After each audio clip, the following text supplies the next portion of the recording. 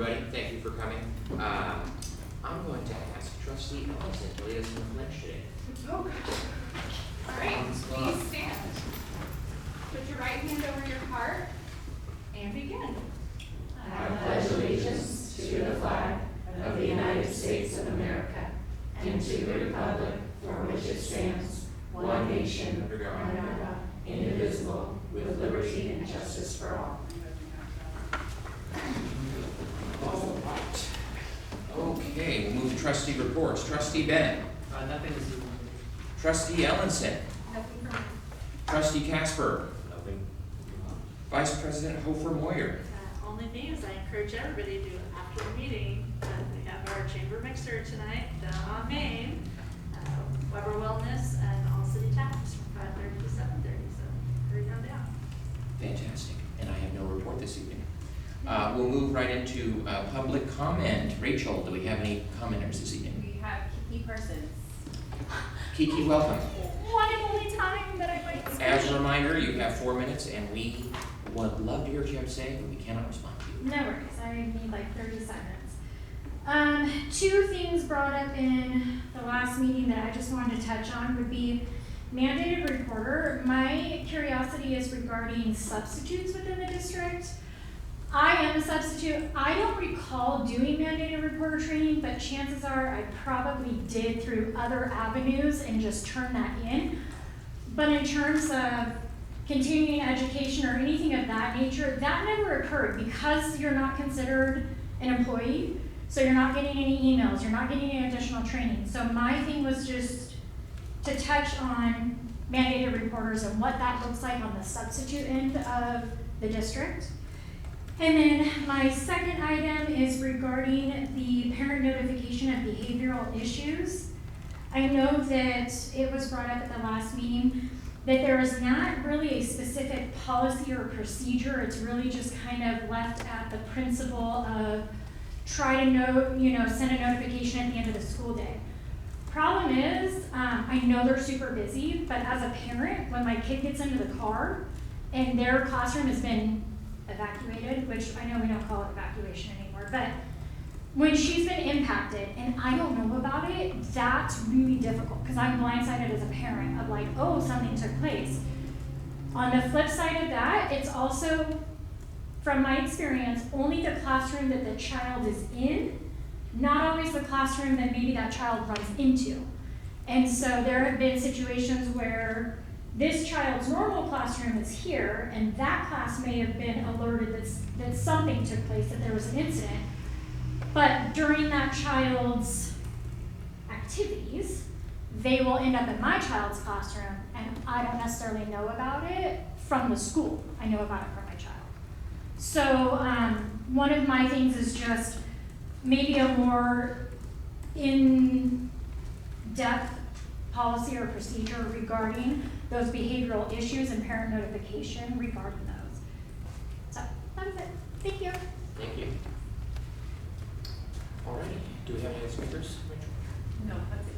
Okay, thank you. We will now have River Valley Charter School present to us, and I see that Brooke is not here this evening, so welcome. Thank you. Hey everybody, Seth Phelps, nice to see you guys again. Nice to see you. Made this a yearly thing, I guess. So Brooke apologized, she couldn't be here, she had a family issue.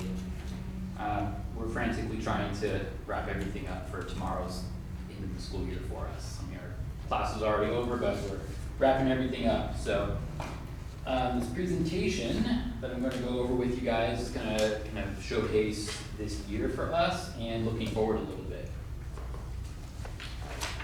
Oh, I'm Dean of Students is my title this year at the school. Last year I was teacher on special assignments, so this year I got a little more of a, I guess, focused position, which is nice. All right. So we'll start with the physical information. Hopefully this will all kind of flow. We try to make this flow together cohesively. So here's our physical information. I don't do a ton with finance right now, so I can't answer a lot of your questions about this, unless it has something specifically to do with parts of the LCAP that I deal with.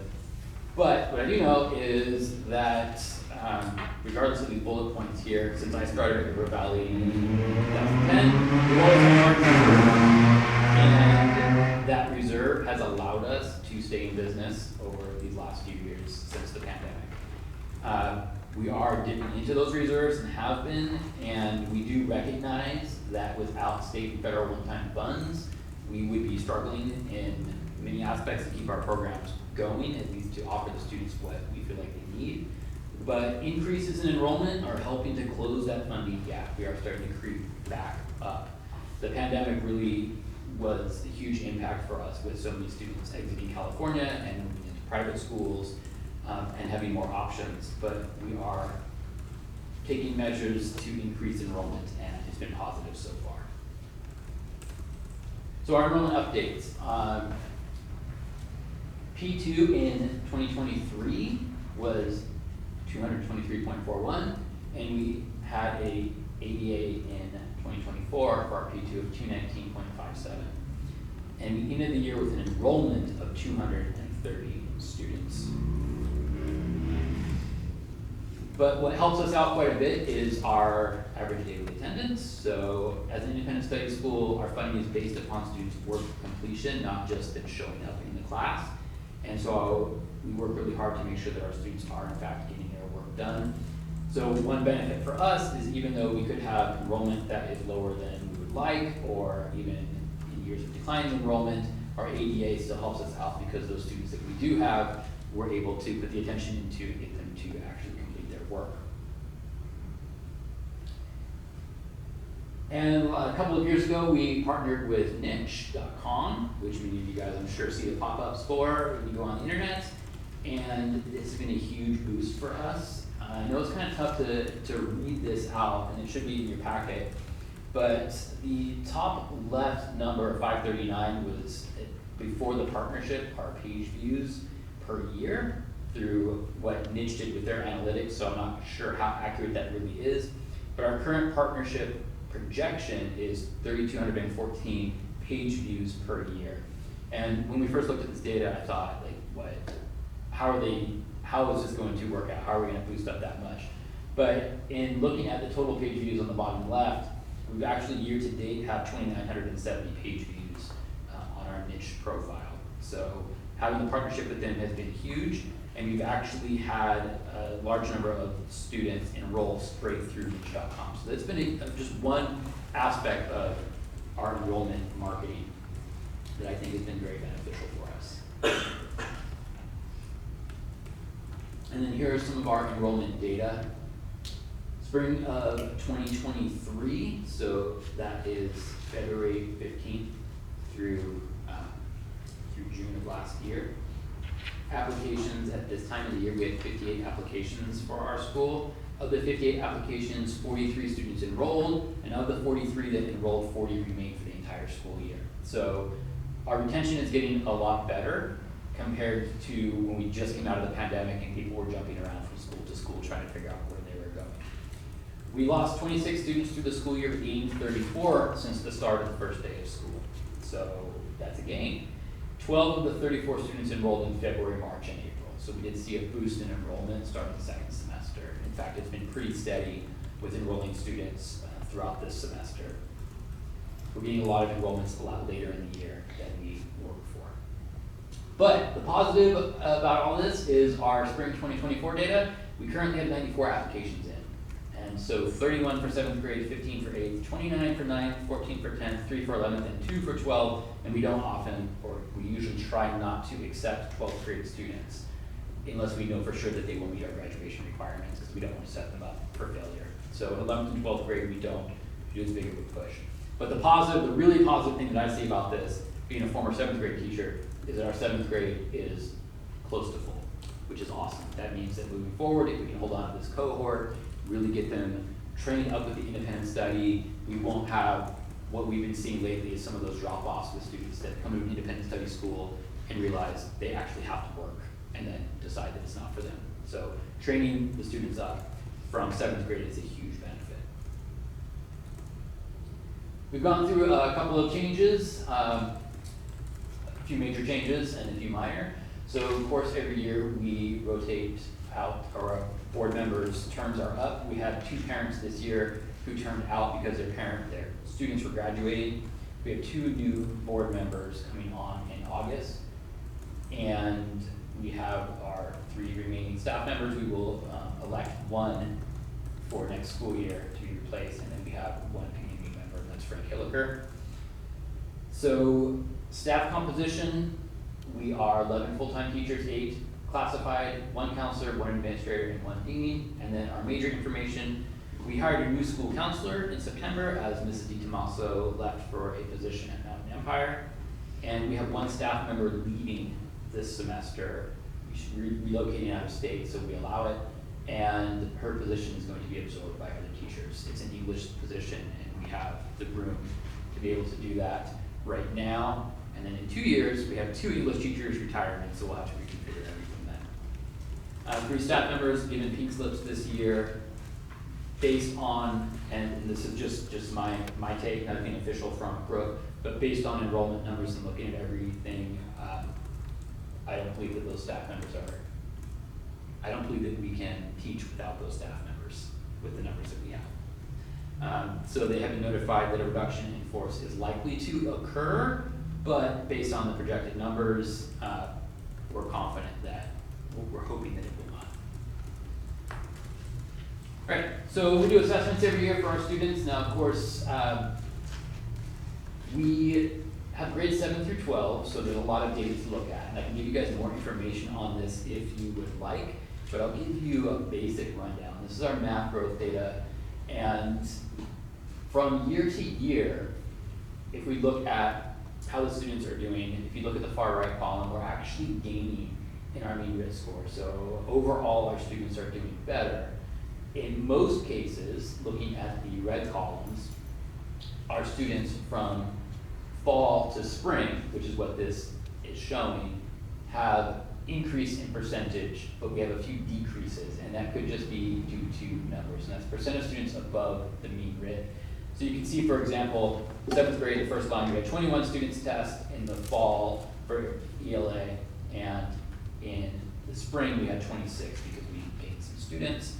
And so the percentage there shown a little bit differently. We're 3 points below, but we are 1 point above in how our students are doing.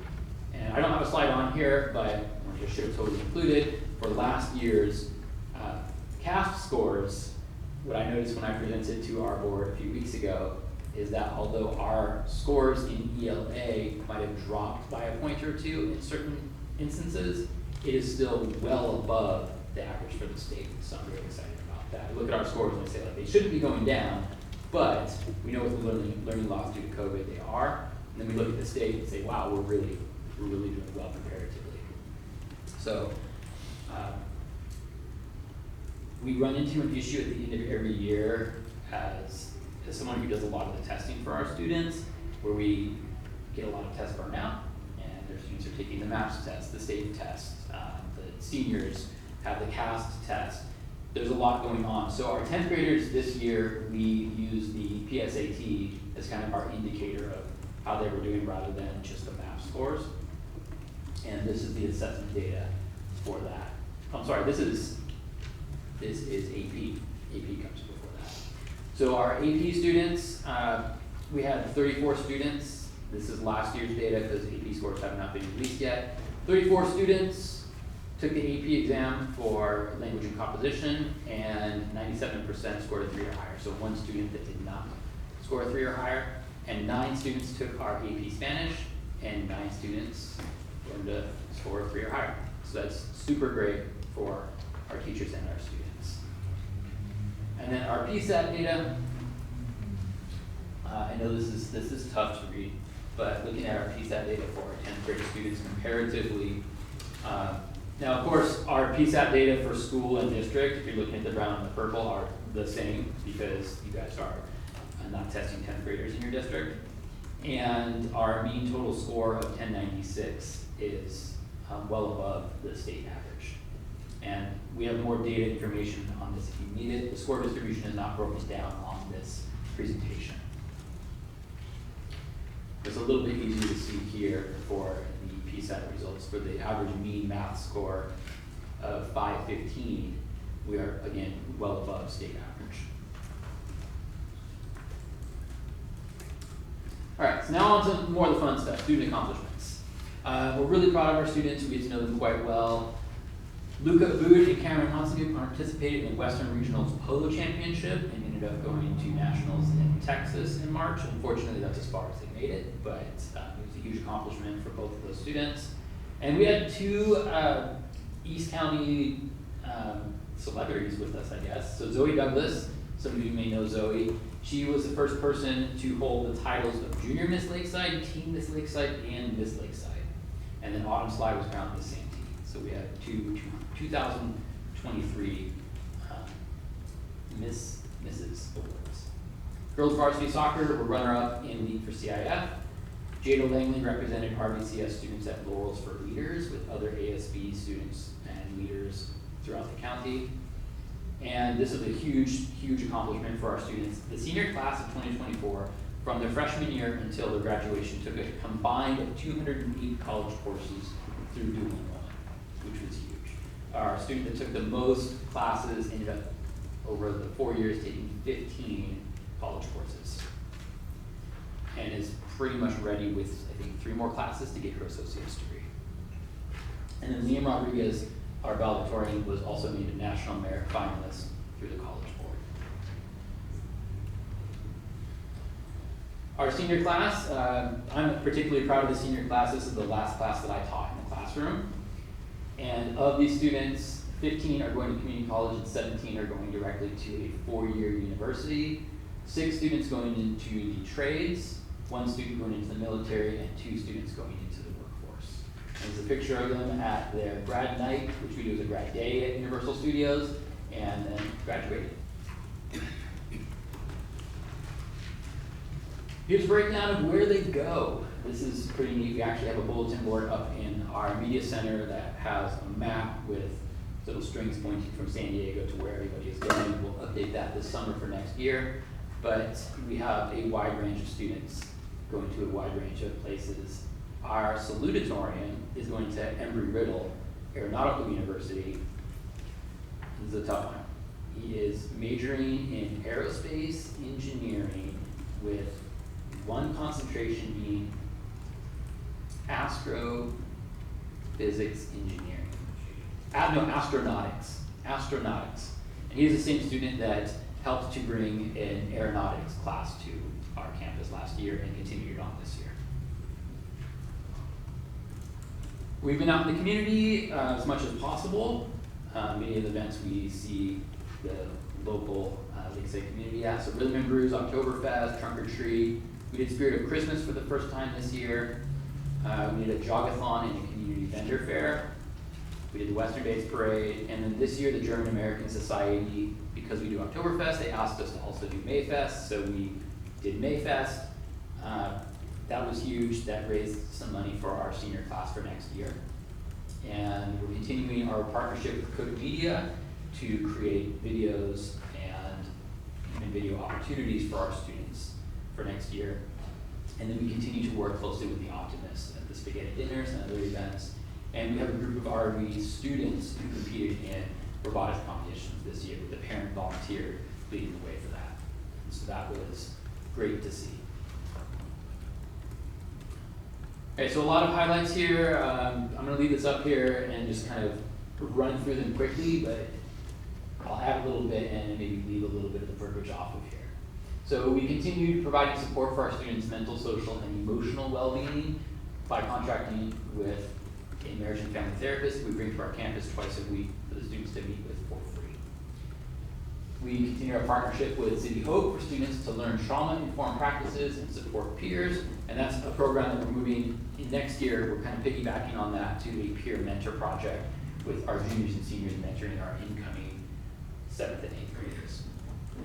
And we are continuing to provide targeted support for our struggling students through learning loss, especially students coming in struggling with math and English skills in 7th and 8th grade. So we have an extra math course being taught, which is basically a study hall for our students, and a creative writing course for our students. Flag football was added as an extracurricular for students, which made me put my foot in my mouth because I always tell families River Valley is most likely never ever going to have a football team. So if you want to play football, you should probably go somewhere else. But now we have a football team. I'm not sure what that's going to look like yet, but we will try it out. We are continuing our partnership with Ingenuity. Ingenuity Charter School helps us to get our students to complete summer school classes because we are not able to staff it during the summer. And we have artwork displayed at Rady's Children's Hospital and the San Diego County Fair this year. We do Projects Week every year, and this year we raised, through a jewelry making project, $350 for a donation to Rady's Children's Hospital, which I just found out one of the students in that project was a beneficiary of Rady's Children's Hospital when she was younger. So it was kind of a cool full circle to, she created jewelry that was auctioned off and then was able to donate that to Rady's. And our swim coach, Casey King, who's our new swim coach, was named Coach of the Year for CIF Summit League. And we had our WASC mid-cycle visit, which is always fun. And we remain accredited through June 30th, 2027. So the WASC visit was no problem, it was fine. It was a virtual one-day mid-cycle visit. And that's all. That's all we have on the slide. We have a lot more going on. Stop by our campus. We have a lot of changes going on for next year, both inside and outside of the classroom. So definitely always welcome to come down as community, as board members and as a community to come and check us out and get to know our school. Any questions? Any questions? I would enjoy coming on campus. Cool. Yeah, it's weird to put it on like a presentation and say like this sums it up, Yeah. but like any small charter you have to go to see You it. always see everybody engaged. The kids are excited to be there, have great conversations, and it's just always really fun. Yeah, it's really nice. I was in Tuesday, I came in and there was a family that had volunteered to come in and clean out the staff lounge and redo everything. It was the 8th grade and 9th grade kids and the mom, and it was just really cool to see that. They want to come in and help out, so we definitely love the community feeling of the school. And we thank you guys for your support. It's huge for our students. Thank you. I just want to add too that I'm always impressed by everything you have going on there, and I think it's such a good fit for some of the students where traditional school is just not. And I have my own student is going to be starting there next year as a 7th grader. So Yeah, and we're excited about the 7th grade class coming in. Yeah. Because I've met with more parents this year than the last few years combined. I feel like I'm just getting more engagement this year with families. So like, okay, we want to know where our kids are going to school instead of just dropping them off and saying, well, good luck to you. And so it's really nice to see that. So we did the Scott McCall Award from Girl Scouts. I'm sorry? So we did the Scott McCall Award from Girl Scouts. Oh, cool. Which is equivalent to the Boy Scouts Eagle Award. Yeah, I told Zoe when I wrote her yearbook this year, and I've known her since her sisters came to our school, and she would be waiting outside of LMS. And I said, just to graduate, it's a huge accomplishment for everybody, but to graduate with all that she has done is so incredibly impressive. Yeah. How much she does and how much our students do. So, yeah, we'll continue it in the future and see what this next class brings. Thank you. Thank you. Okay, moving on here, Beverly Jimenez will present our local control and accountability plan. Hey, do my once in a year visit with you guys, sharing information. So today, again, I'm Beverly Jimenez. I'm one of the coordinators of Ed Services, and I'm here to present the annual progress of the local indicators. So just to kind of remind you about what local indicators are, it's basically data based on input we get from educational partners such as our administrators, our teachers, as well as our parents. So all of that data is compiled, and it's also based on the self-reflection tools that the CD actually provides us, so we collect that data based on that. And then at the end of July, we are to report this data to the California dashboard. But let me share my screen first. I just realized I started talking with them. So let me do this.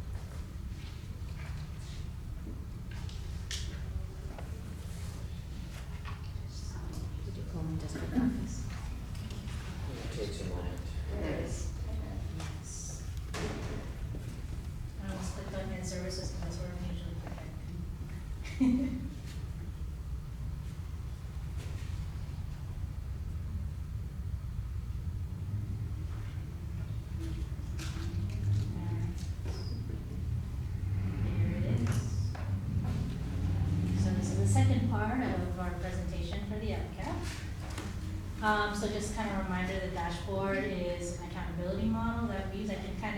It's kind of like our district report card for schools and districts. It kind of shows you what our progress is with different indicators. The priorities are based on state and local indicators. Local indicators are focused more on priority 1, 2, 3, 6, and 7. So this kind of summarizes where the local indicators fit in for the dashboard. So you have your 6 state indicators, which are pre-populated by the state, and it's based mostly on quantitative data. And the local indicators, there's 5 of them, and this is what we as districts populate every single year regarding the progress. And then this is based on qualitative and quantitative data. The performance categories for the 6 state indicators are your blue, green, yellow, orange, and red that you see on the dashboard. For our local indicators, you'll see met, not met, or not met for 2 years as the performance rating there. So when it comes to reporting our local indicators, there are 3, as I mentioned. One of them is met, one of them is not met, and the other one is not met for 2 or more years. Basically, there are 3 in 3 areas that you have to conduct every year in order to get that met performance rating. If you do not, then you get a not met, and if you don't have it, you get a not met for 2 or more years. So these are the performance standards for the met, not met, and not met for 2 years. One piece of it is you have to annually measure your progress using these self-reflection tools, and also gathering data from educational partners. The second is to report this data as a non-consent item, which I'm doing today, to our board, during which the LCAP is adopted. And then the third piece of it is reporting it on the dashboard, which I do as the dashboard coordinator. I actually report it to the dashboard. What's interesting this year is this is usually done, the reporting to the dashboard usually happens at the end of September. But for some reason this year, they decided they want it done by the end of July.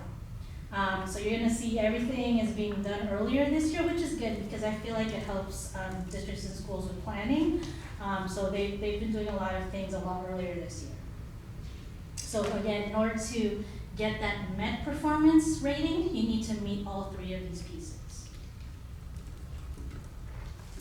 And this is just another view of how the implementation timeline on the local indicators. We usually, through fall, through spring, we gather this time that we gather data for the local indicators, and then on or before July 1st, we report it to the board, just as I'm doing here. And then in the summer, which specifically is the end of July, I have to submit this information to the dashboard. So on the dashboard, if you were to go in there, they look like this. This is how they're displayed. It's right next to the other cards, I guess you can say, for the other state indicators, and it just shows whether it's met or not. So there's standard met for all those 5 categories. So for my priority 1, this has to do with basic conditions. So that's teacher credentialing, that's whether or not our students have access to all instructional materials, and also the condition of our facilities. The credentialing data, that usually comes out in the fall, and it's usually by CDE. So once we get that data, we'll report that at the next board meeting. In regards to books, all of our students have access to instructional materials. And in terms of facilities, this is based on the FIT report, I'm sure you've heard of that. And about 8 of our 9 sites did not meet the good repair standard this year. Last year we had 2 actually, but this year that actually met the standard, but this year we only had 1, and that was tedious. So when it comes to professional learning, so priority 2 has to do with how well the district, according to our partners, feel that we're implementing standards and curriculum. As you can see, math and science are at the full implementation and sustainability stage, which is really reflective of the amount of professional development we had this year. All of our district-wide PLCs and our PD days were revolved around math and science. So it's reflected there. Another thing I wanted to point out here is ELD. So that was in the beginning development at the beginning, but since my colleague Michelle has been doing a lot of PD around integrated and designated ELD, it's now in the initial implementation phase according to our partners. And history, social science, obviously, because that's new, it's still in the exploration phase when it comes to professional learning. Our other part is this is how our progress in making sure that our instructional materials are aligned to standards. So again, you have ELA, math, and NGSS are at the full implementation stage. ELD is in the initial, and then history, social science is in the beginning. And again, because it's gonna be the first year.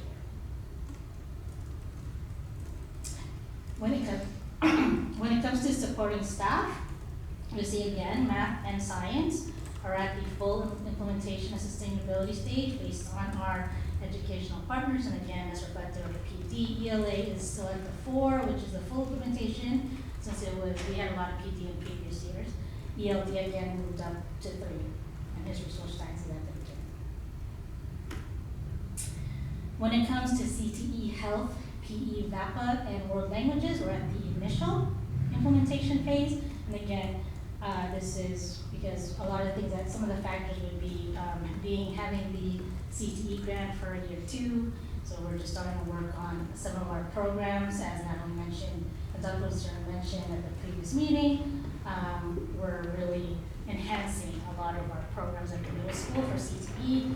And of course, and then PE and health, that's going to be a focus next year. And then VAPA, again, is at the initial phase, so is world languages.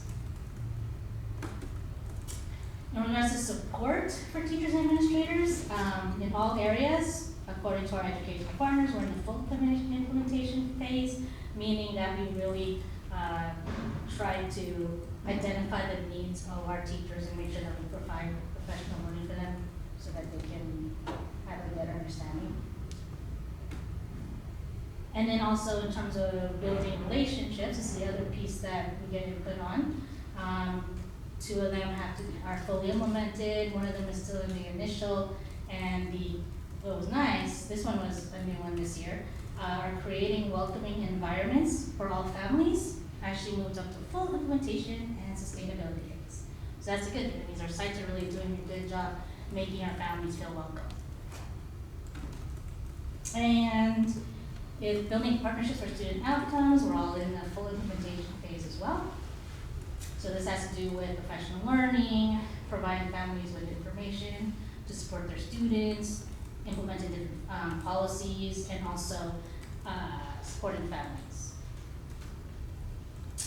And we're still in the initial implementation phase. We're seeking input for decision making, and this could be because we're still working on and getting a lot of parent involvement in our district meeting, our district parent meetings, or even our site parent meetings as well. It's just getting really recruiting parents to attend to obtain input about various things that are happening at the school or at the district level. So our partners still feel we're in the initial implementation phase of this, so that's something we want to work on for next year, of how to really recruit parents to join our input committees. Okay, so this is school climate. So priority 6 has to do with school climate. This data is based on the California Healthy Kids Survey. In the survey, we're only required to administer this to our 5th grade students and our 7th grade students, as well as our parents and staff. According to our Healthy Kids Survey, 5th graders, 72% of them have a sense of safety, feel a sense of safety at school, and 71% feel connected, which is basically maintained from previous years. One thing that's new this year is we actually had to report disaggregated data for different grade levels. So for 5th grade, the only data we had available was student group data by race and ethnicity. So I wanted to share this. As you can see, those students who reported being something else, I guess you can say, in terms of race and ethnicity, are the ones that feel the most safe at school, and then the white students, just by a little bit, feel the most connected to school, based on this data. Anywhere that you don't see data, that's because there were only less than 10 students who took the survey. So that's why you don't see anything for your American Indian or your Native Hawaiian Pacific Islander group. And basically, this percent of students reported yes most of the time, or yes all of the time, feeling safe or connected to school. So that's for 5th grade. For For 7th grade, you'll see that 52% of our 7th grade students feel a sense of safety, and 55% feel connected to school, which again is maintained from previous years. For 7th grade students, you'll see though that we were able to obtain data for race, ethnicity, as well as for our English learners, as well as our students with disabilities, so I'm going to show you that. When it comes to race, ethnicity, our white students feel more connected and more safe at school based on his data. And then our students who entered something else as a race, ethnicity felt less safe. And then the Hispanic were a little bit less connected than something else, but they're pretty much around the same. So when it comes to EL and our LTEL students, so that's our English learners and our long-term English learners, those are the ones that have been in the English ELD for 7 years or more according to the CHICS data. 59% of our English learners felt connected to school, while 50% felt a sense of safety. If you look at our long-term English learner group, 60% feel connected to school, while 46% feel safe.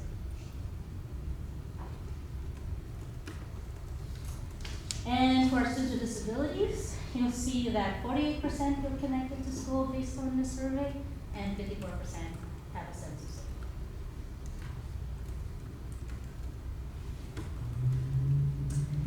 And last but not least, we have our priority 7, which is the access to broad course of study, which is basically, do students have a well-rounded access to different courses at school?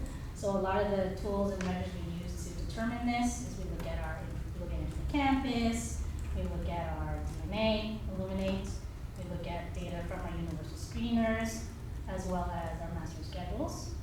So some of the difference you'll see is that elementary students, they have access to pretty much all the areas. 6th and 8th grade though, they're required to enroll in core curricular areas, and then some of them even add an extra day so that they get some of the other electives. So world language, Spanish, Mandarin, VAPA, and CTE are also offered to 6th through 8th grade students. And gen ed middle school students still have the option of taking 2 electives. If they're an EL or a student with disability, they have the academic support class, and they also have a choice in the elective. So that's kind of what the barriers we have when it comes to providing students access to broad courses of study, is the fact that about half of elementary schools have immersion courses while the other ones do not. And then in middle school, as I mentioned, for our English learners and our students with disabilities, they have to take, instead of having the opportunity to take 2 electives, they take 1 academic support class, 1 elective. So our next step is to continue implementing MTSS, trying to reclassify as many students before they hit the 5-year mark so that they don't have to be in the support classes. And then just really implement, keep continuing to implement our CTE grant to enhance courses around the curriculum. Okay, any questions? Any questions? Comments? Well, just thank you for your hard work. I know it's a lot of work, and I always like seeing the data, so thank you for sharing that. Thought exchange was a lifesaver on this one. I got able to do a template for it, so Very good. thank you. Thank you. All righty.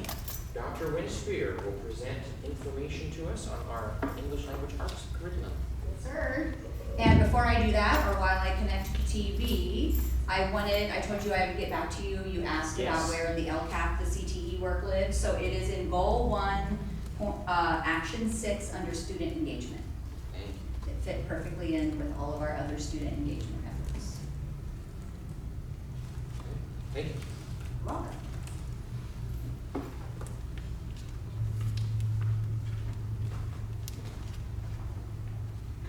Okay, so I am going to be talking with you tonight about our middle school English language arts pilot.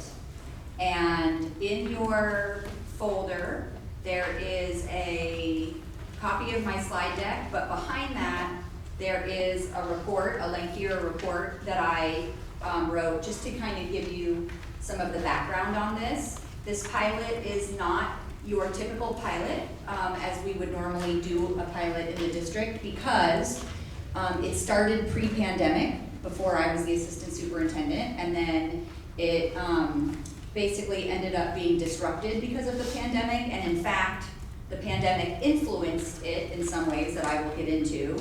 And so when I took on this position, one of the things that the middle school principals and teachers came to me with was, we need a board-adopted middle school language arts program. So a big part of what I did in the beginning was just trying to figure out the history of why we didn't have one, and what had been done, and then kind of where we were, what the current reality was, and then what the next steps would be. So that's what I'm going to cover with you today. So it has been 2 decades since our last middle school English language arts adoption. In fact, I've been trying to figure out when exactly it was, and nobody really knows exactly the year. But it's also been 14 years since the release of our most recent California ELA standards. So since that time, our secondary ELA teachers have been independently sourcing and creating instructional materials. And so it's really important for us to adopt a high quality curriculum that promises consistent quality, adherence to educational standards, and access to good sound pedagogy around teaching English language arts to the middle schools. So this is a brief description of the history. Back in 2000, I do know, Prentice Hall was adopted in 2004. In 2010, the standards were approved. So the Prentice Hall program is very old and does not meet standards. So teachers have been doing a variety of different things. But in 2018, apparently a middle school pilot was initiated, and teachers piloted 3 programs: Amplify, Study Sync, and Expeditionary Learning. And Expeditionary Learning was informally chosen, and I'll talk a little bit about how that happened. So technically, our school sites have been implementing the Expeditionary Learning program as a pilot for the last 3 years. So in the fall of 2023, I started engaging with the middle school teachers to figure out where they were on the Expeditionary Learning pilot, how they got there, what they needed in order to have the support and the professional development they needed to adequately implement the program, and then also making a plan for bringing it forward for formal adoption. So as I mentioned, Study Sync, Expeditionary Learning, and I'm not going to do a deep dive into these, but they're all state board approved curriculums, and they were tried by various teachers. Expeditionary Learning is the only one that all of the teachers have implemented. So when I came on board, I did a survey because I was talking to a lot of different teachers, and what I realized was there was a lot of information out there about what had already happened, and everyone was kind of in a different place around what they thought should happen next.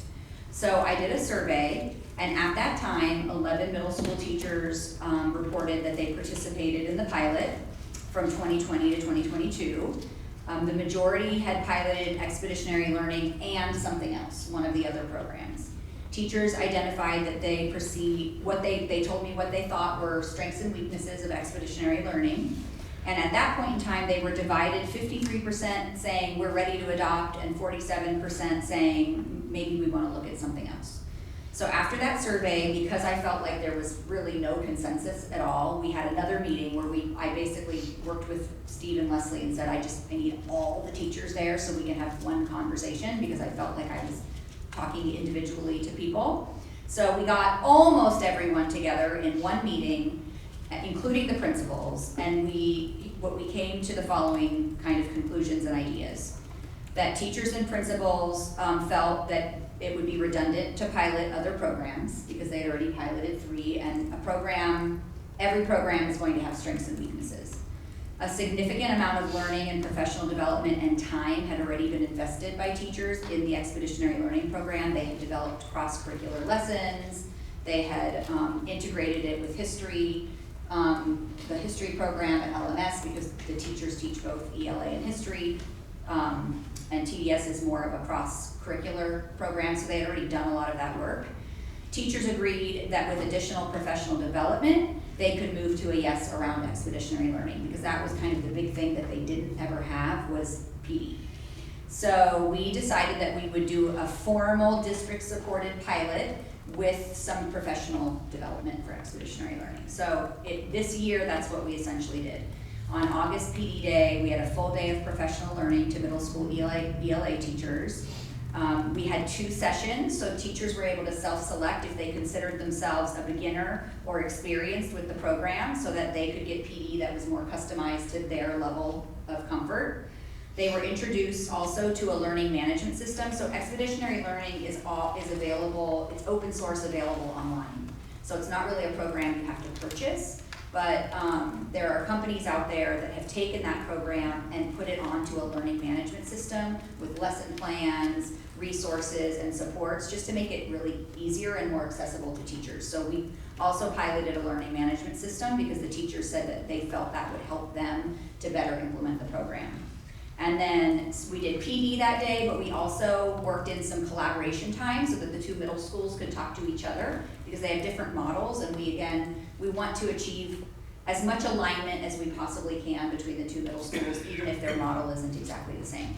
So then we came together again on January PD Day, and we had an additional full day of professional development on expeditionary learning, and we also did a needs assessment to just kind of see what else do you need to get through the rest of the year, what's working, what's not.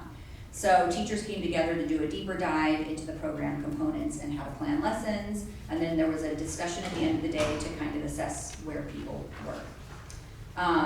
One of the things that we talked about on that day was that after the pilot was disrupted by COVID, one of the things that led to the teachers preferring expeditionary learning was right around when the pandemic happened, we were working with a company called Orenda, and what that company helped us to do was to identify our high priority standards. So our middle school teachers worked with Orenda, and they identified what the middle school ELA high priority standards were.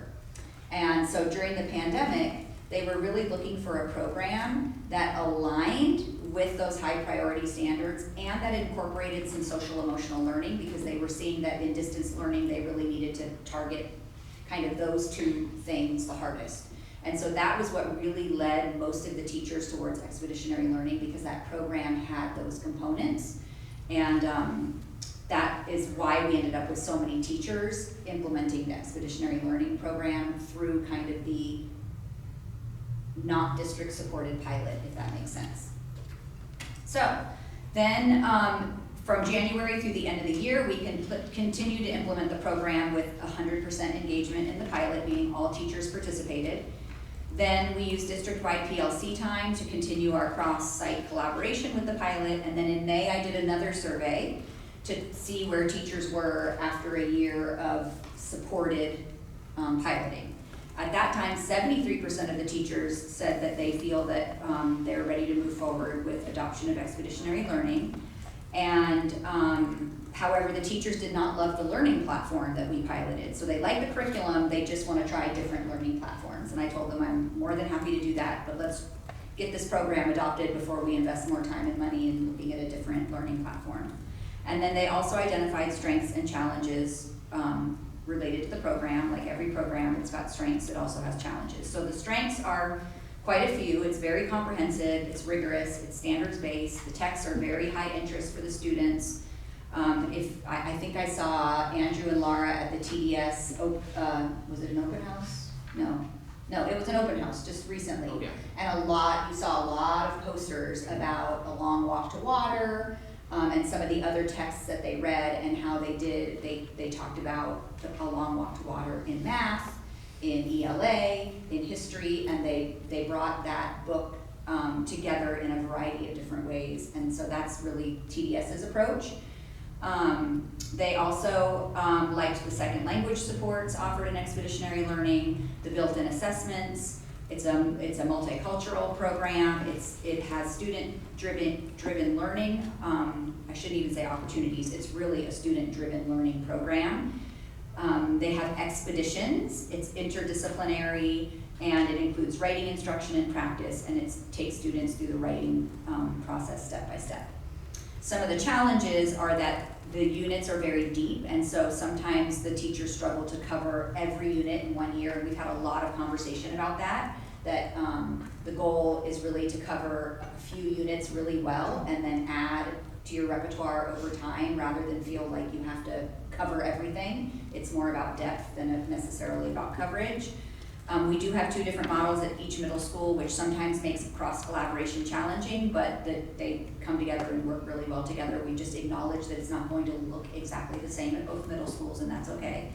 Staff need time to work through the units and match lessons to our district matrix, and then they would like to explore other learning platforms for the program.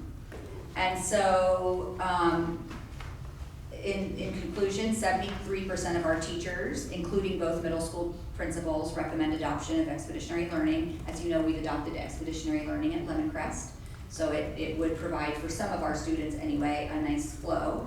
And then we were also able to we have all of these materials already, all of these books already.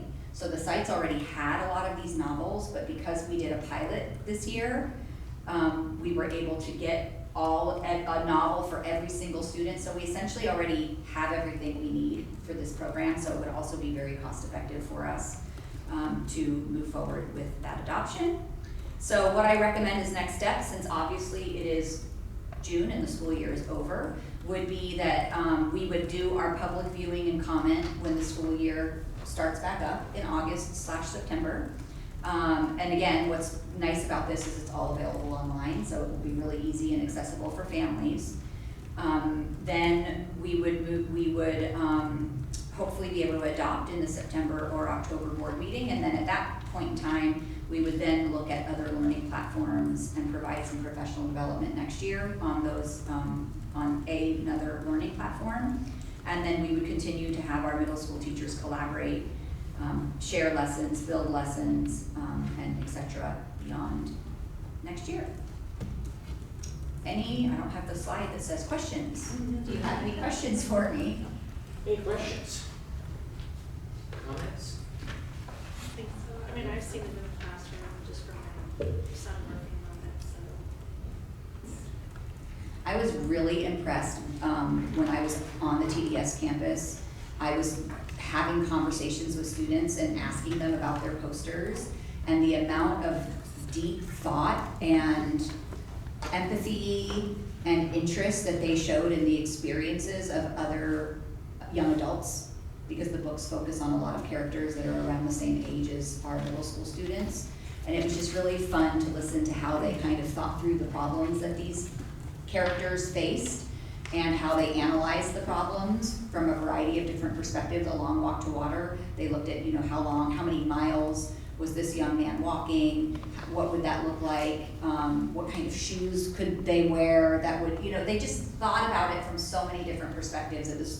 It was a really cool way to talk to the kids and hear what they thought about how other people lived their lives in other places.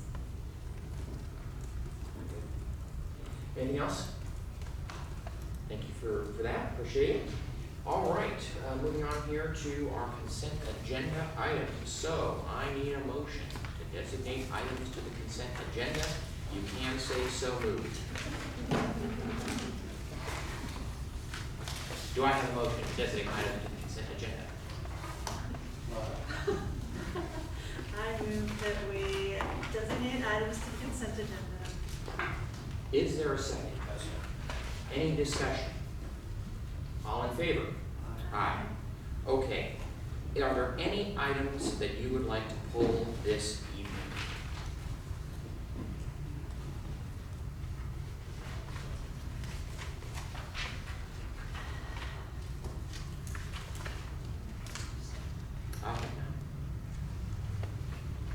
Okay. Then I will need a motion to approve all items on the consent agenda. I know we approve all items on the consent agenda. Is there a second? I will second. Any discussion?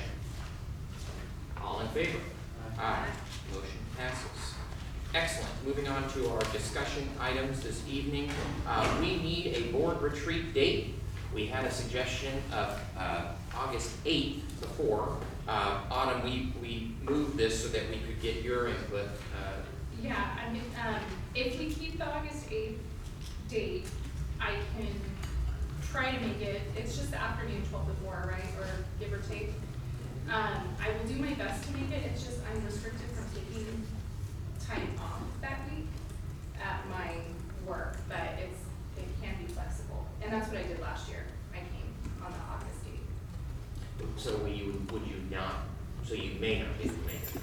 Yeah, if I have a meeting or something that comes up that I have to go to, I'm restricted on that date, so. Okay, my preference is to have to not have to worry about it. Yes. And to have all the board present, and we just don't have to worry about it. So perhaps we look at a couple other dates, that might work for all of us. And is the intention of having it that second week in August, to have it before the kickoff for the school year? No, traditionally what we've done is we do it so that we then roll right into a board meeting, and it's kind of killing two birds with one stone, but there's no written rule that we can't do it. Oh, that one, thank you, very positive, uplifting. What? Yes, or feeding two birds with one hand, she's correcting my linguistics. But ultimately, there's nothing written in stone that we have to do it on the 8th, it's just something we've done. So I'm open to moving the dates so that we don't have to worry, put you under stress. Yeah, one time we talked about having it like late July at some point too. We've discussed, moving it months, moving it days, Yeah, so. I mean, later in August is, I have to look at our calendar for next year to see the exact restricted dates. But it's usually just 2 weeks right now, second week of August. July be better, that like towards the end of July. Yeah. That last week of July, first week of August. Last week of July, our teachers come back on August 1st. Sorry. Yeah, I guess the question then becomes, does any of our cabinet have vacations or anything planned? Out of town, July 29th. The 31st, 29th, 31st. Perhaps what we do is, we have Rachel send us all a doodle poll or something that has information that. No, that's fine. I mean, I think, ideally, I think it's best for us to do it as close to the beginning of the school year as possible, because once the school year begins, it's hard for the cabinet to spend 5 hours with us on a day. So I prefer us doing it before school starts if possible. So, yeah, why don't we just do a doodle poll to the cabinet and board, figure out what works, or whatever mechanism you choose. I really don't care. Okey doke. Thank you for that. Okay, next we're going to move on to our discussion items of the board policies, first readings. So we're just going to go through this. If you have any questions, edits, or comments, please make them, or suggested changes, and then we'll decide whether we want them to come back or if we want to bring them in for adoption. Okay, our first reading of BP and AR 5145.7 on sexual harassment. Now I'm just going to do what I did last week, which is go through everybody. Trustee Bennett, any comments, questions, concerns? Just one as I'm reading through it. My question is, it appears in there that when there's an issue, it goes to a compliance officer. And then does that then trigger the uniform compliant procedure? In other words, how does it get from the compliance officer to, for instance, a parent guardian? I didn't really see how that operates. It either comes from an employee or a student to a compliance officer in the district. And then it could either become a Title IX complaint, or it could become a uniform complaint, or it could technically become both at that point. It depends on the details of the circumstances. And then that's that 1312.3, the uniform compliance, that then would trigger the notification. That's how I understood it. Okay, thank you. Trustee Ellis? No questions. Trustee Casper? Okay. Trustee Bennett asked a similar question I was going to ask, so that is helpful for me. So I have questions. Are we okay with bringing that for approval? Yeah. Okay, that one can come back for this approval. Okay, let's see. Next, board policy 5145.9, hate motivated behavior. Any questions on that? Trustee Bennett?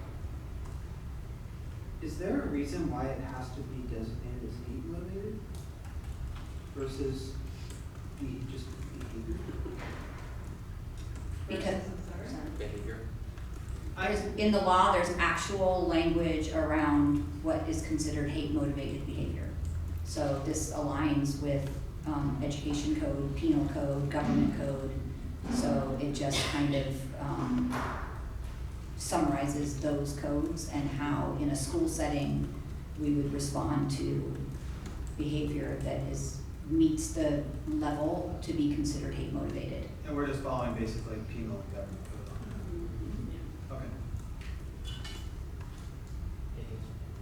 Trustee Ellison? Trustee Casper? All right. No, the only thing for me is, I saw in there, and this is D1 definition, but there was some discussion in there about training some things for staff. When do we do those? I mean, when does that happen? Does it happen in PD, or how do we do some of those trainings? Training happens in a lot of different ways. So do we have a training called hate motivated behavior?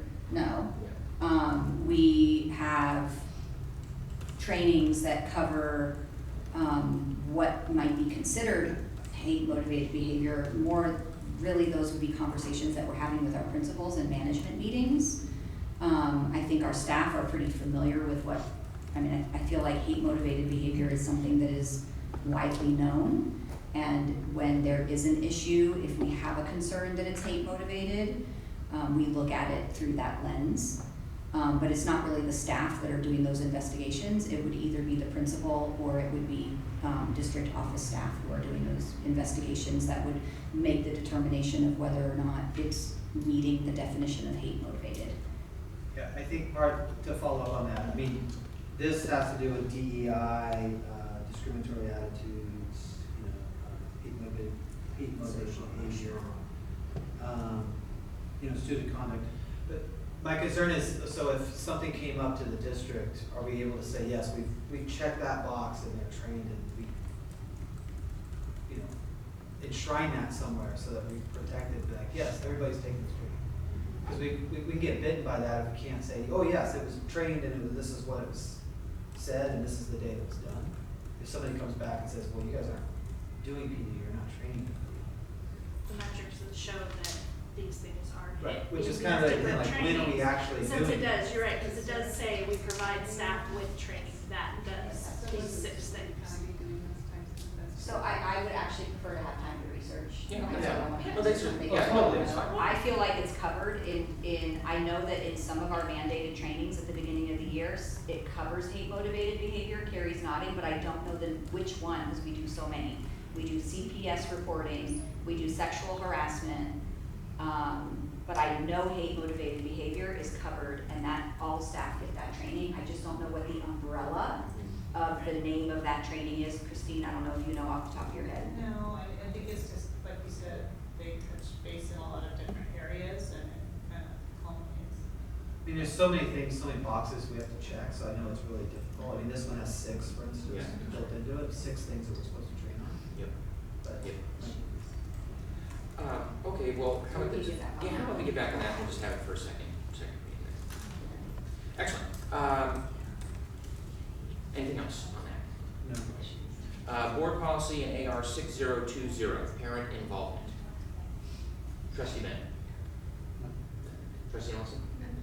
Trustee Casper. Vice President Moore, no? I really, I like this one because there was some great, well, interestingly, there was some language in this that was removed at the beginning, and then it was replaced with similar language that made it shorter. So whoever did that, good job, because it was the same language, but the initial language was very clunky, and so great job. I'm good for it to come back for approval. Okey-doke, next, board policy and administrative regulation 6141. Trustee Bennett. Like, it's a solid document. I love this document. I mean, it covers everything. So, nothing. Okay. Trustee Casper.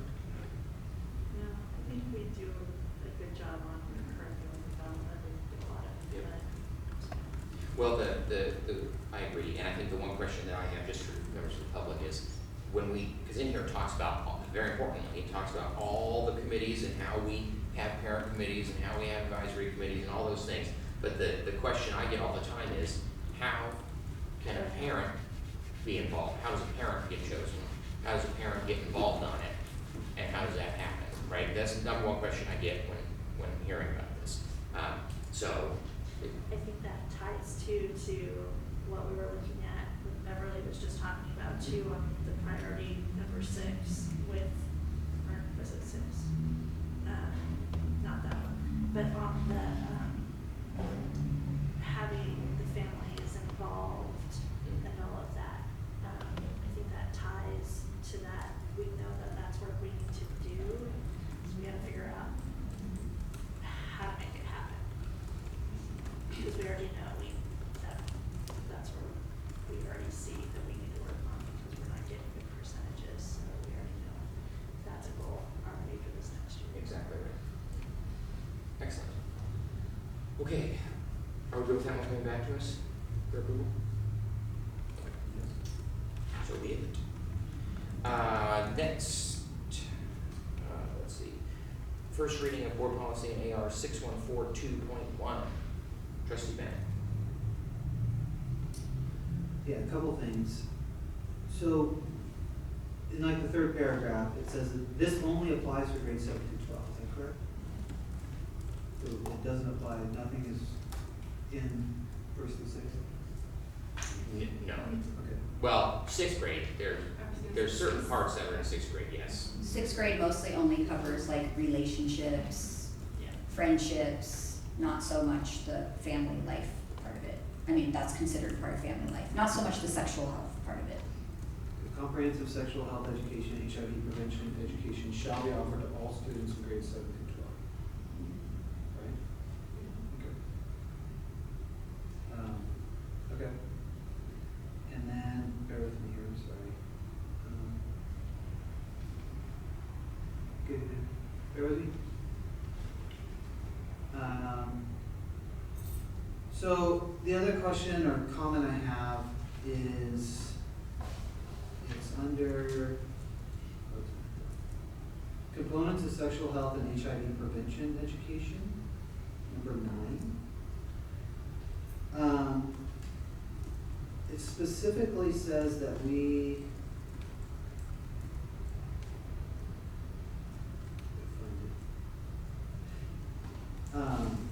what do they define as emergency contraception? Is that Plan B? I must be on a different number 9 than you. Information Oh, about the there we go. effectiveness and safety of FDA-approved contraceptive methods in preventing pregnancy, including but not limited to emergency contraception.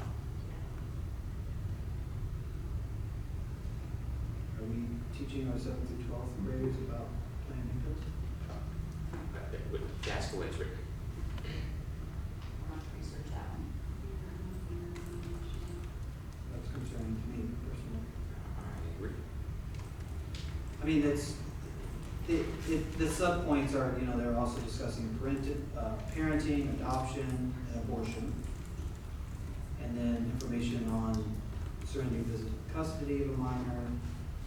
That's the safe harbor, you can drop your newly born child off 72 hours. And then prenatal care. But yeah, I'd like to have some discussion on that. Okay. And I think one of the things that we can do on this too is if you have any, and on any of these, by the way, is if there are suggested language changes that stay with the intent, but also, highlight a statement, we can do that too in the board policy section. If it's an AR, well, AR aligns with board policy, so anyway, we just have to make sure it checks all the different boxes, but we can go through that. Sorry? Which grade level? Well, again, that just has to, I read this as this is only applicable to 7th through 12th, but I'm being told that Yes. there's certain sections of this or areas of this that has to do with younger children. I oversee our health program at my work, and we're just middle school, we don't have anything with Plan B or any of that stuff, so I'm wondering if it's just lumped together, but it's Well, but there's nothing in here that suggests that there's a subsection for high school versus secondary. Which is like in that third paragraph, basically says like. No, I see what you're saying, I recall that. So then Natalie, could we find out if? Well, would that be in our curriculum? Yeah. Would it be, what is? I don't believe that it is, so Yeah. where this language comes from though is ed code. Sure. This is exactly straight out of ed Yeah. code, so, and I agree with what you're saying, Autumn, that it's 7th through 12th grade, and Yeah. so when we vetted our curriculum, we selected what we thought was appropriate Mhm. to talk with 7th and 8th graders about, which is not necessarily what's appropriate to talk with older students about, but without having the curriculum right in front of me, Sure, yeah. I can't really That's fine. answer that question specifically, and I don't wanna give misinformation. I think that's good. Okay, we can get answers to that. Thank you. Anything else? Trustee Allison, any questions? Trustee Castro? Yeah, so this is kind of at the end, but I'm actually pulling it to this number here, on supplemental instruction. So if there is supplemental instruction, what is that supplemental instruction? Because it says the governing board recognized high quality supplemental instruction and so forth, and offer them through, it's in that one paragraph at the end there. So if there's supplemental instruction and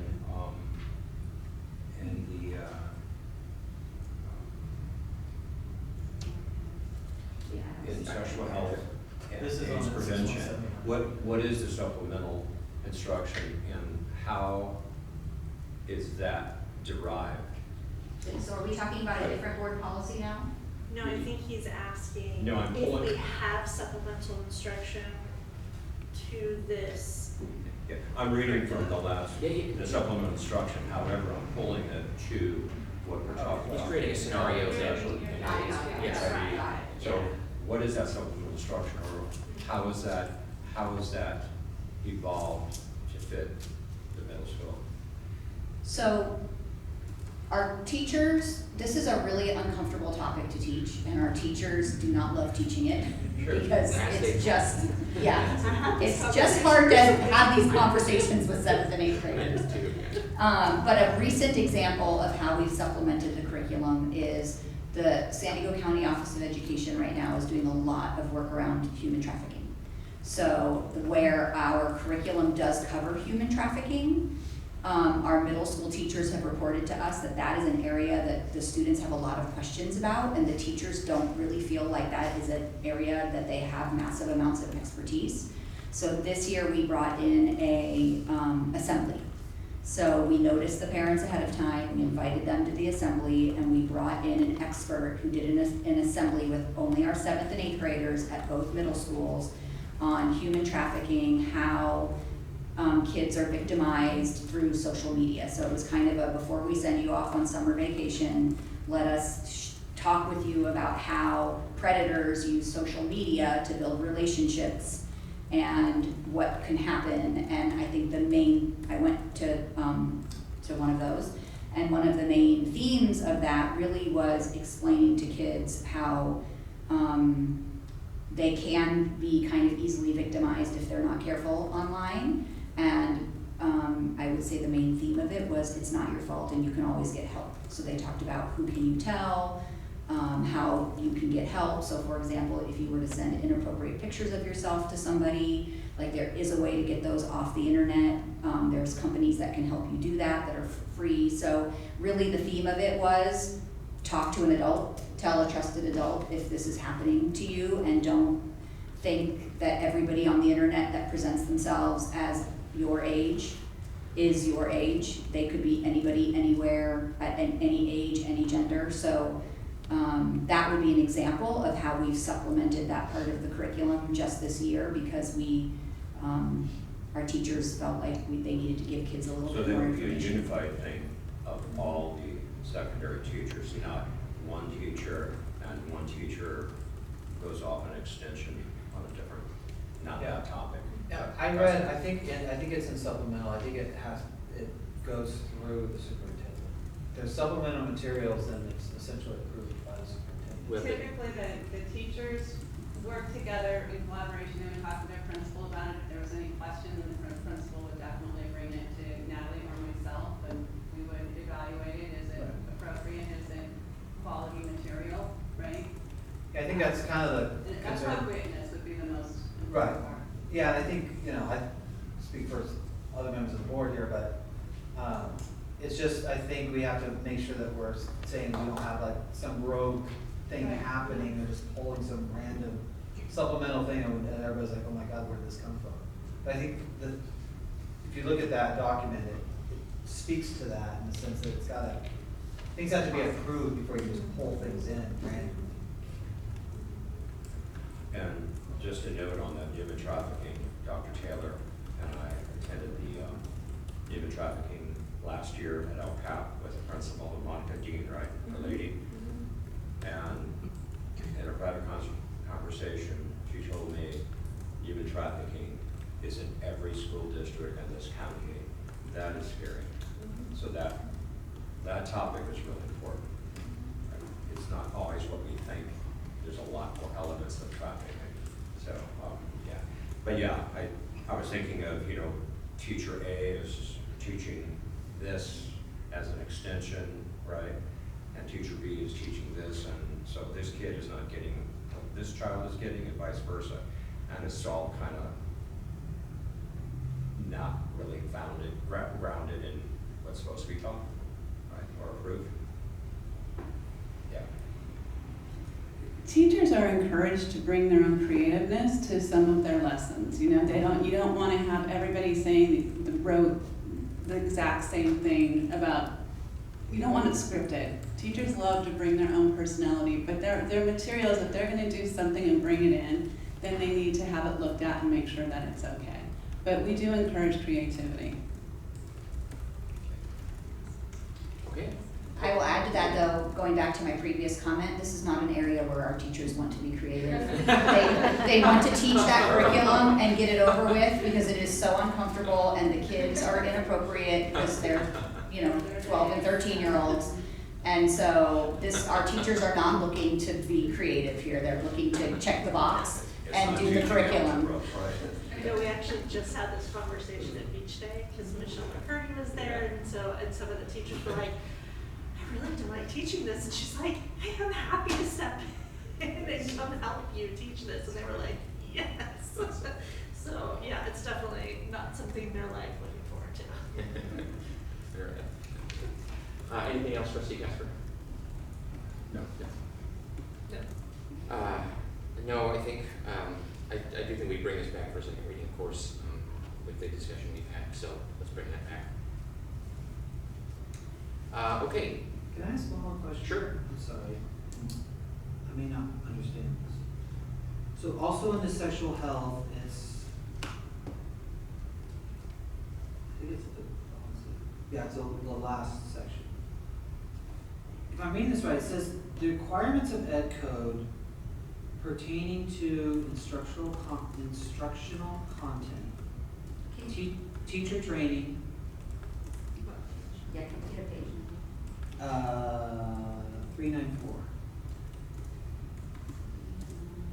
Okay, sorry. It's the last page of, Under non-applicability? yeah, I had that same question, Jim. okay. I was gonna address that separately, but go ahead. So the way I'm reading this is a parent cannot opt out. Because it's following this sort of opt-out notification section. So I'm reading this as that a parent can't opt out when they're talking about Correct. gender identity, gender expression, sexual orientation, harassment, bullying, intimidation, relationship. It limits the parent's ability to opt out in this section. Yeah, that's the state law. That's the Healthy Youth Act. So, Understood. so as a parent, I can opt out of all this other stuff, but not that. That's in the law as I understand it. I had the same question. Are we able to at least notify that this is occurring on that day? So my kid can get the the call? question is it in the letter or is it I don't know if that's in the letter. That should be my follow-up question after since this is coming back to second reading, I was gonna ask, we notify parents about this. What do we, how are they informed about this part, and is it in the letter? I know we sent letters, I know we do that, because I've seen them. I just don't remember if it's there or not, that specific part. So the way I'm reading this, and I don't know if I'm reading it right, I would need to do a deep dive into those ed codes that are cited. But the way I'm reading this is that if when we're not teaching family life, if a discussion or an image of human reproductive organs appears in a textbook, but we're not talking about sexual health education, it's not technically considered part of the sexual health curriculum. And so there is no opt-out available to families unless it is the sexual health curriculum. So I think what they're also saying in item number 2 is that if gender or gender identity or expression or discrimination, harassment, bullying, or any of those things come up outside of the context of the sexual health curriculum, then they can't really opt out of those things. But really those things are not. It's impossible to opt out every time this thing. Right. Yeah. So in other words, if we're reading a book or an article and it has someone and somehow a person's gender identity comes up as a result of that in a current events discussion, there's no opportunity there for opting out. Okay, that totally makes sense. Yeah. Okay. And there's a follow-up that I have on it similarly situated, but it's farther up in the policy, so. Okay, Thank you. Anything else before we move on? Okay. just glad we're moving past sexual. Yes, 6142.8, not quite. 6142.8 BP and AR. Trustee Bennett. Nothing. Okay, thank you. Trustee Ellison. Trustee Casper. No. We made changes to this like a year and a half We did. ago to add mental health supports in it, so. There is only, I will send you an edit that I would like to recommend on a couple of pieces of language. If it fits, I will send it on to you in a package deal so that you have it all. So let's go back for a second. Okey-doke, next. Let's see, BP and AR 6161.1. Trustee Bennett. No. Okay. Trustee Ellenson. No. Trustee Casper. Vice President Moore. I don't have anything either. That comes back for approval. Let's see. BP and AR 6144. Trustee Bennett. Nothing from me. Trustee Ellenson. No. Trustee Casper. Yeah. Okay. Oh,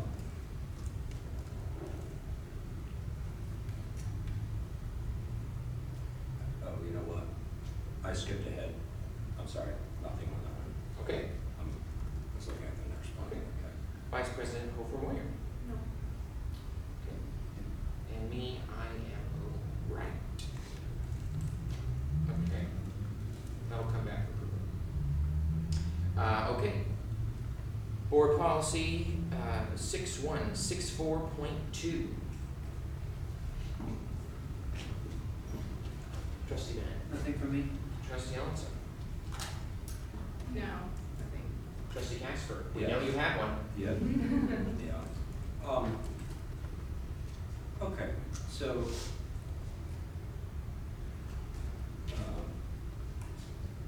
I'm looking at, responsibilities of school counselors right there in that paragraph. Okay, which are a valuable asset, of course. So, what rights do parents have for any interaction, whether asked for by the student or the parent of that student, of information?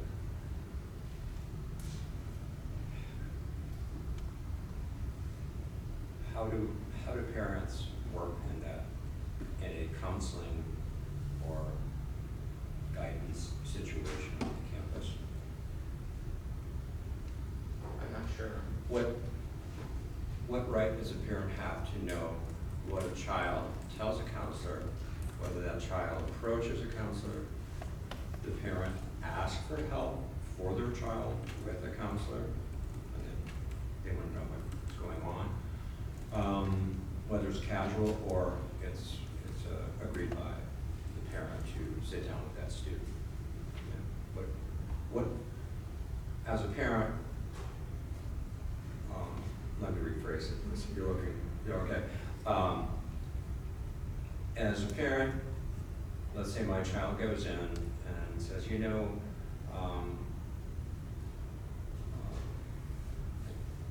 I've got some bad feelings. Right? I'm not talking about a threat to the school or anything like that, right? Obviously, that would be very significant. And the counselor listens to them. Or, as a parent says, we do see my child having trouble at home, and his grades are kind of reflecting, and it's not really good. And that child brings up some issues. At what point is that parent allowed to know what the conversation was from their child and confidentiality? Or does it depend on what is said? I'm not talking about mandated reporting, right? Obviously, right? We're all mandated reporters. I can speak to that a little bit, just from personal experience with the counseling program at TBS. I know as a parent, I had to sign off for that, so you have to have the parent's authorization for the students to even speak to the counselors. And then, but the counselor, that relationship is privileged, and so the only time that they'll report what this child talks about is if they're gonna harm themselves or harm somebody else. Okay, is that Does that make accurate? sense? So if they're gonna harm themselves or someone else, obviously, that would be very significant. So that conversation, and that's in an agreement with the parent to the counselor, right? We talked about it. Mm-hmm. But if a child goes up to a counselor, oh, you know, she looks like a really nice person, I'm gonna talk to her. And where it's not an approved contractual interaction. Where does that stand with the parent? My understanding is it depends on the age of the child. If the child Well, is let's say 12 or middle older, school. and if the counselor says, can I share this with your parent? And the Well, child no, says the no, child goes then up to no. that counselor in middle school and elementary too. Mhm. Says, hey, you know, I'm not feeling good about whatever. Mhm. But it's not an agreement, signed agreement, but that's what I A mean. lot of that's covered in Yeah. other. Yeah, well, you know, policies. I'll just address this. This is in a similar policy that we're bringing back, and it's to the point I made last week about the state law and the age of consent, which is 12.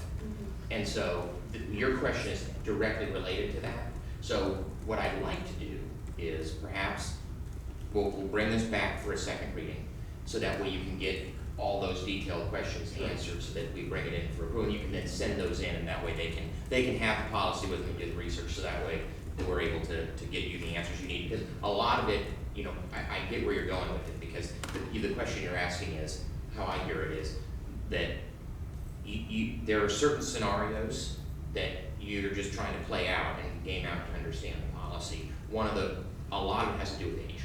I mean, really that's the whole crux of it, is that age, is if the kid is below the age of 12, then there's a totally different process than if the kid's above the age of 12, because the state, for whatever random reason, believes that 12-year-olds are adults. So, anyway, that's kind of the point. So if you read down further in that same policy, there is a section called personal or mental health counseling. And so I think that answers kind of your question. I think that on a school campus on any given day, any student can say something to any adult. So the question or the scenario you're presenting really isn't just a school counselor scenario. A student could say something confidential or concerning to their principal, to the kitchen staff, to a teacher. It's not just a school counselor who it sometimes receives, or it would be a trusted adult to a student where they might share information about their feelings with someone on their school campus. So at the end of the day, the section under personal or mental health counseling gets a little bit more specific in what is considered confidential and what can or cannot become part of a student record and then be shared with a parent. And you're right, it's 12 is kind of that cutoff age.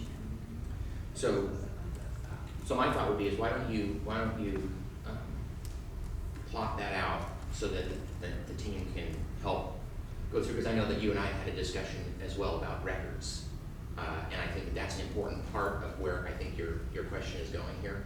So I would just direct that so that they can answer that. And then we'll bring this back for a second reading so that you can make sure everything's answered. Okay. Does that work? That works for me. Okay. I know we're working under the ed code, certain, all those rules for that. Yeah, but certainly, this is part of our job is to ask questions if we're confused or we want to understand more, because ultimately this is what's happening in the district and we want to know.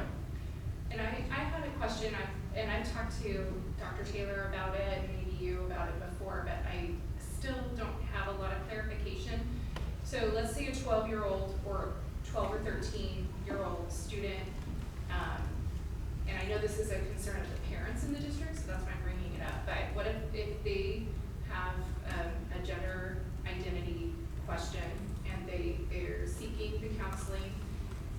Is there any way that the school refers these kids to a medical program that parents are not aware of? And that's always been my question. Well, that's part of the question that I have on the former policy, because that's not what the state law says. The state law opens the door to this. The state law says if you're 12 years old, oh, you do? Okay, then that's part of it.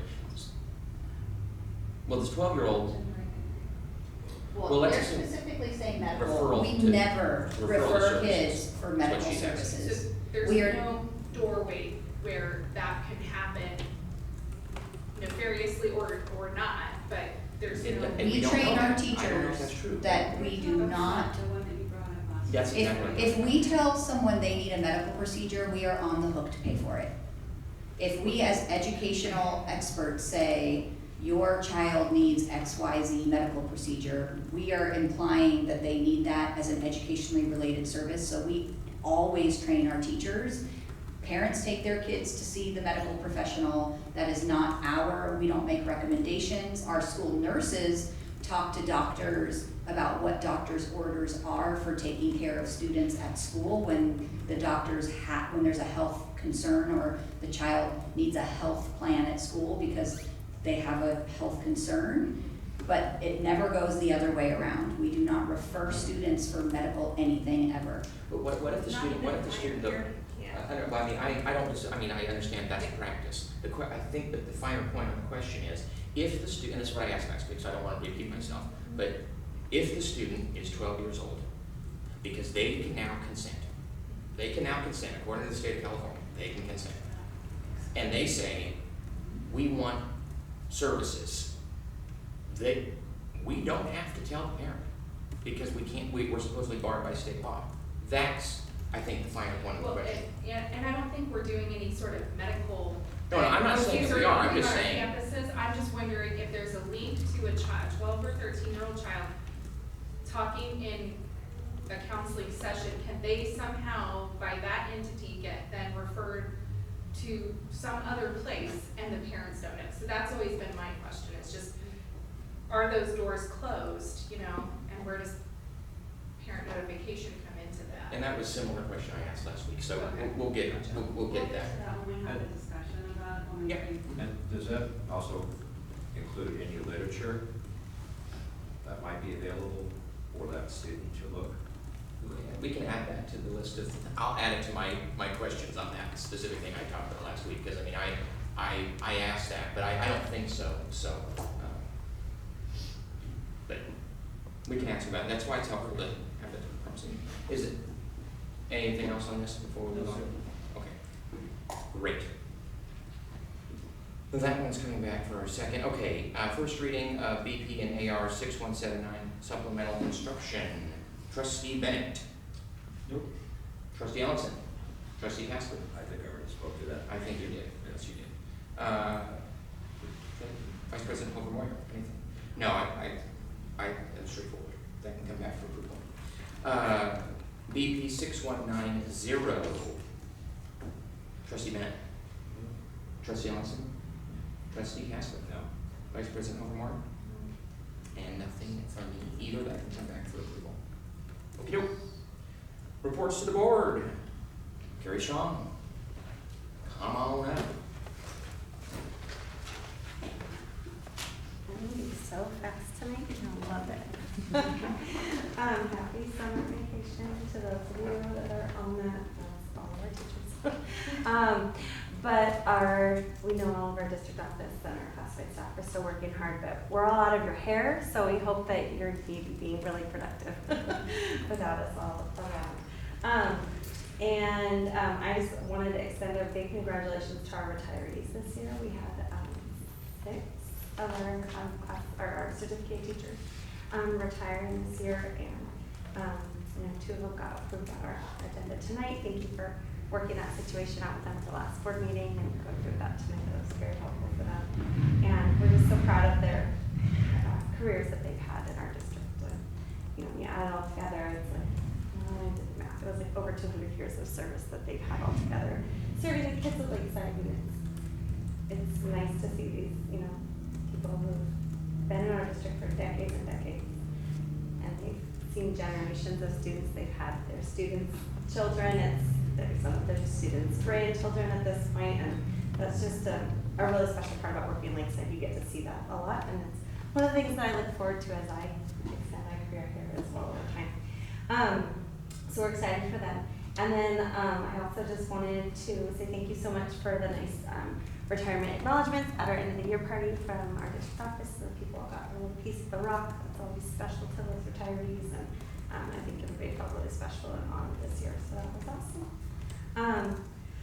I don't have much else for you. I don't have a lot of comments or anything. I appreciate your thoughtful questions on your board policies that came up tonight. I know they're uncomfortable topics, they're hot topics, but thank you for your thoughtful questions just to find out more information, and I appreciate that. So thank you.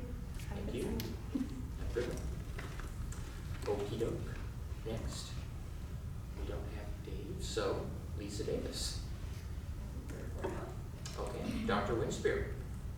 Haha, you're not off the hook. Okay, in the very back of your packet, safety came up last week. Yes. And in case you didn't notice, that's a topic I'm super passionate I about. saw. So this is something that we have internally that we're always adding to. It's the very last enclosure in your packet. And essentially, it is a summary of all of our tiered systems of support, because we like to fit everything under MTSS, so everything is tiered. So, and then we broke it down by what support our leaders get, what prevention and tier 1 supports are student-facing, staff-facing, and then parent-facing. So you'll see that in tier 1, we have a ton of preventative work that we're doing. We work with the regional emergency management systems. They come in and do training for our leaders. We have quarterly safety meetings that the district hosts, where we try to keep it focused on district, student, school safety, but there's also that community component because we have a lot of community folks, including law enforcement, but also, for example, we have like the regional systems leaders for San Diego County, where we can talk about like sidewalks and stop signs and things that affect our school safety. We talked a little bit about comprehensive planning through environmental design. We're having our administrators do that every other year. It's kind of redundant to do every year. It's a lot. You know that we have good relationships with our local sheriff's department. We also work with the Verona Tribal Police because some of our students live on the reservation. And then we also have an agreement to exchange information amongst safety agencies within the community. So that means that law enforcement, mental health agencies, and schools can share information when we're investigating threats and looking at other potential issues of safety in our community that might impact our schools. We have comprehensive school safety plans. Our classrooms, we're working on a quick guide for teachers and substitutes. We have a new requirement from OSHA, gotta love them, on workplace violence prevention plans. We have a behavior alert system that every teacher gets alerted if their student has been suspended under Ed Code 48900 for anything within the last 3 years per Ed Code 49079. We do drills. We provide a lot of staff training, youth mental health first aid, trauma-informed practices, restorative practices, crisis prevention and intervention. I'm sure there's more there that we will continue to add. For our students, all of our schools implement positive behavior intervention systems, and that really is a preventative measure to teach rules and positive behavior and reinforce positive behavior. For our middle schoolers, we have the See Something, Say Something anonymous reporting system where they can anonymously report concerns about safety. We started the K-9 visits with your approval this year, and we've got several scheduled for next year already. We do CREW, which is a social emotional learning program, and Rachel's Challenge at the middle schools. And then we have at the elementary schools, we have other evidence-based social emotional learning programs available, such as morning meetings, restorative, responsive classroom, peaceful playgrounds. We implement the California Healthy Kids Survey every year to get a gauge on how we're doing with safety, belonging, and school climate. We have a student risk screening scale, which we implement 3 times a year, where the teacher answers questions about every student in their classroom, and we identify risk factors so that we can provide support to students. Our externalizing students, the students who show their frustration externally, are easy to identify. There are kiddos that usually have behavioral challenges, but sometimes our internalizing students are harder to find because they're quiet, they're compliant, but there are risk signs that show that maybe they're struggling with depression or feelings of sadness, and so we try to identify those students so we can connect with them and provide support. We have school counselors who are available, and we always try to restore relationships when there are issues. From a parent-facing perspective, we use Infinite Campus to communicate with parents about safety information. They also have an opportunity to weigh in on our California Healthy Kids Survey. We invite them to assemblies. We invited parents to the K-9 assembly. We invited parents to the human trafficking assembly. We do have a parent-facing or public-facing suicide prevention policy that is on our website, but we also have other resources on our website about suicide. We also have a mental health brochure that we update annually that we send out to families if they're looking for mental health supports in the community. We provide annual notifications on all the things that you are reading in those board policies that we're required to notify parents annually about. We've worked hard to improve fencing at all of our schools. Dr. Taylor gave a bullying presentation this year to families. She did a community safety night last year. We did Stolen last year, and then we had another human trafficking presentation for the community this year at the library. And then for our students that need a higher level of support, we do have a threat assessment policy process that is evidence-based, as well as a self-harm assessment process that we engage in. Dr. Fernandez supports the PD we provide for principals on that, and when they have a tough case, she works side by side with them. She's also always available to consult with them on discipline and any other means of correction that we might want to provide for students, which we always want to provide other means of correction. Sometimes discipline is needed and warranted, but we always pair discipline with a correction. We're trying to teach kids to make better choices, not just punish them. We also have site reviews and admin reviews, so when we have students with behavior problems that are ongoing, we might have a review at the site. That's where a team comes together with the parent to discuss the child's behavior. If it's even bigger than that, we might have that meeting here at the district office, because that kind of elevates it to a higher level, and have a district administrator in those meetings to demonstrate that a student might be approaching a level where we would consider expulsion. As you know, we have a district behavior team, and they're out working proactively and also reactively. So they're helping to support practices in classrooms that support our students with lower level behaviors, but when we have students with high level behaviors, they're working directly one-on-one with those students and implementing behavior plans. And then we also have something on our devices that flags keywords. So if kids search specific things like suicide or weapons, that alerts our technology department, and then they alert the principal, and we can do a little bit of an investigation about what's going on there and what websites students are looking at. And so we, as you know, we also have school counselors. They serve students generally, but they also do small groups and sometimes see students one-on-one with parent permission. You also know about our partnership with Wellness Together. and our self-harm screening tool, that's part of our protocol. And then a lot of these things are redundant, and I've already talked about them, so, but they can be used at tier 1, tier 2, or tier 3. So I just wanted to make sure you guys were very well aware of all the things that we do to promote safety all the time, and we're always adding to that. We take safety incredibly seriously. Excellent. Thank you. So you can question? have that E911 too, please. Thank you for this information. I think it's just so important for all of us, our kids. Excellent. Thank you. Dr. Taylor?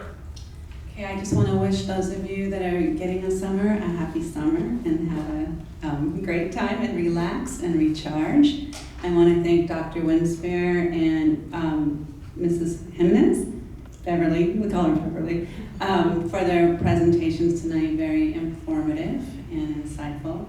I want to thank Dr. Winspear for knowing just everything. And I want to shout out Lisa, it's her last board meeting, and this is Rachel's first one by herself. So, wow. Just everybody have an amazing summer. Thank you very much. And thank you all for your thoughtful questions. Thank you. Anything else in open session? Then the board will adjourn to closed session.